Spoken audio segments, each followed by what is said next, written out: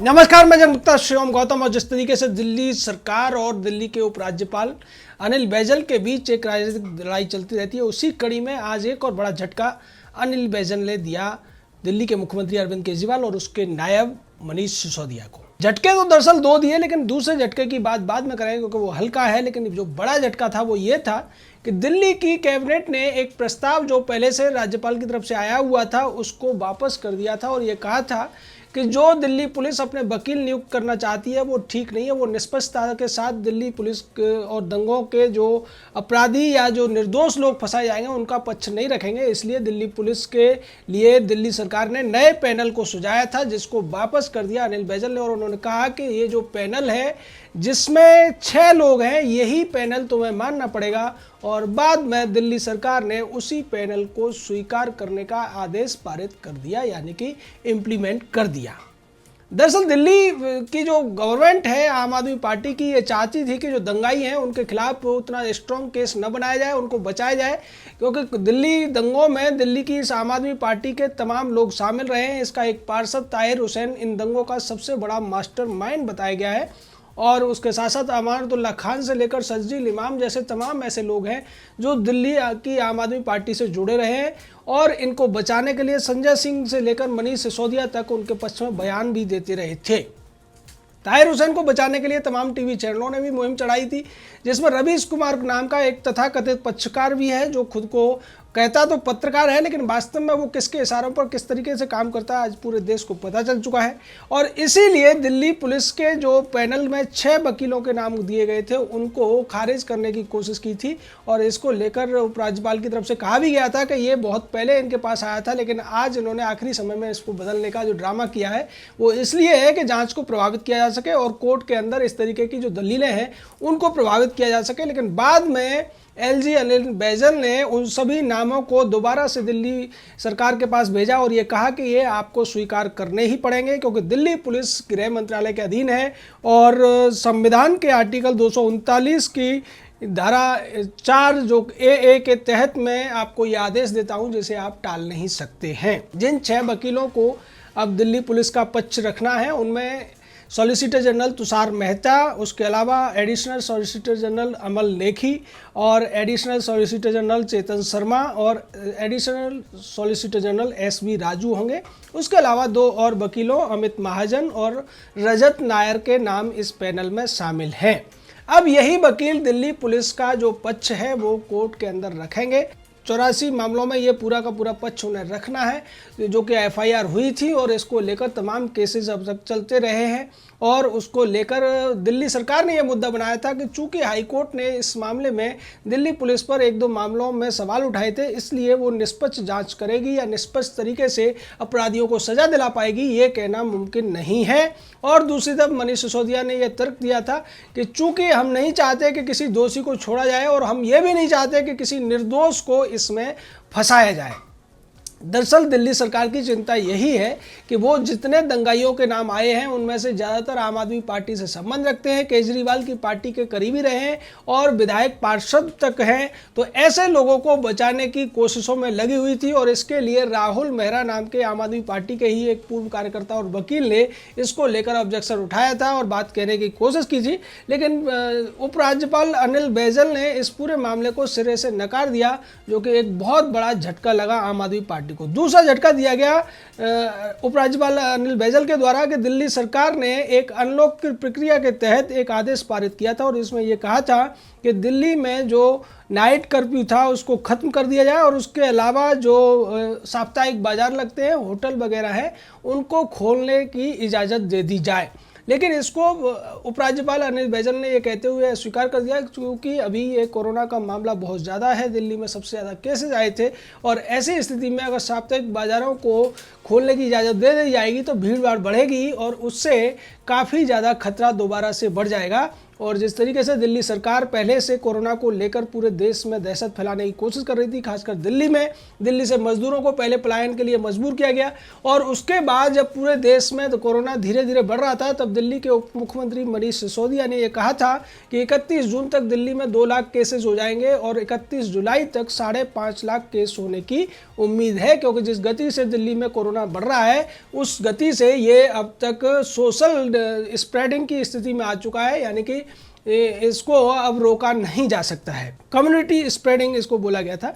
लेकिन बाद में इस पूरे मामले में गृह मंत्री अमित शाह की एंट्री होती है और वो पूरे मीटिंग बुलाते हैं, दिल्ली सरकार को बुलाते हैं, तमाम एजेंसियों को बुलाते हैं और नए सिरे से चीज़ों को व्यवस्थित करते हैं, जिसके बाद अब देखने को मिल रहा है कि दिल्ली में जो रिकवरी रेट है वो काफ़ी ज़्यादा बढ़ गया है। जो पहले 33% था अब वो 87% के आसपास हो गया है। दिल्ली में केसेस कम आ रहे हैं और ठीक होने वाले लोगों की संख्या भी ज़्यादा है। लेकिन अब जब स्थितियाँ पलट गई हैं, कोरोना को लगभग कंट्रोल में करते हुए दिल्ली दिख रही है, उस समय फिर से अरविंद केजरीवाल और उसका नायब कूद पड़े हैं और प्रचार कर रहे हैं अपना, तमाम अखबारों में ऐड देकर, टीवी पे ऐड देकर कि कोरोना को बेहतर तरीके से हैंडल करने में दिल्ली सरकार ने कमाल कर दिया है, जबकि इसमें उनका कुछ भी कमाल नहीं है। उनकी अगर बस चलता तो वो दिल्ली में कि कोरोना वायरस से पीड़ित लोगों की संख्या को 5 लाख के ऊपर ले जाने की साजिश कर रहे थे, जिसको कि गृह मंत्रालय ने एक तरीके से नाकाम कर दिया। और यही वजह रही कि अब उन्हें जब लगा कि इसका फायदा उठाना चाहिए तो वो प्रचार करने के लिए टीवी और अखबारों के माध्यम से अपने पक्ष में इस तरीके का दुष्प्रचार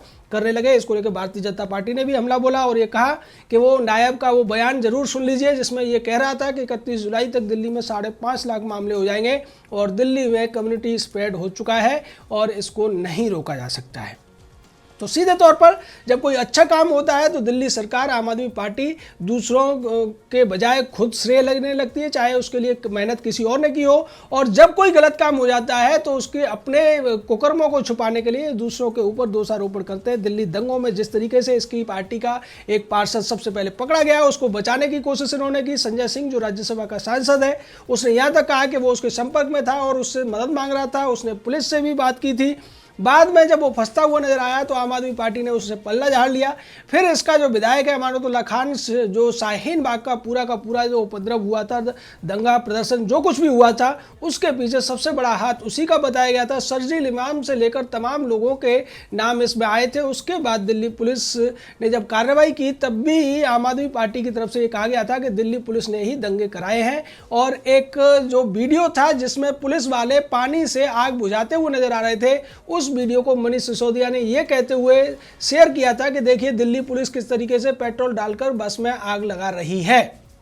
जब इसकी सच्चाई सामने आई, वीडियो पूरा सामने आया, तब मनीष सिसोदिया ने उस वीडियो को डिलीट कर दिया, लेकिन माफ़ी नहीं मांगी। तो इस तरीके की बात करने वाली जो दिल्ली की सरकार है वो दंगाइयों के साथ खड़ी हुई है, दंगाइयों को बचाने की कोशिश कर रही है, लेकिन उसकी सारी कोशिशें दिल्ली पुलिस की मुस्तैदी की वजह से फेल होती जा रही हैं। दिल्ली दंगों में 53 लोगों की जान चली गई थी। इसमें एक दिल्ली पुलिस के हवलदार रतनलाल शर्मा की मौत हुई थी और उसके अलावा अंकित शर्मा नाम के एक आईबी के कर्मचारी की मौत हुई थी। उसके अलावा तमाम लोगों को जिंदा जला दिया गया था, काट दिया गया था। और उसको लेकर जो जांच चल रही थी, उसी को प्रभावित करने की जो कोशिश थी दिल्ली सरकार की, वो दिल्ली के उपराज्यपाल ने नाकाम कर दी है। दिल्ली दंगों से लेकर एक और बड़ी खबर यह है, कांग्रेस पार्टी की पार्षद इशरत जहां की याचिका को हाईकोर्ट ने खारिज कर दिया है, जिसमें उसने कहा था कि जो कड़कड़ुमा कोर्ट है उसने 60 दिन के लिए दिल्ली पुलिस को यह छूट दे दी थी कि वो अपनी चार्जशीट लेट में फाइल कर सकते हैं और इसके लिए उस आदेश को खारिज किया जाए, जिसको हाईकोर्ट ने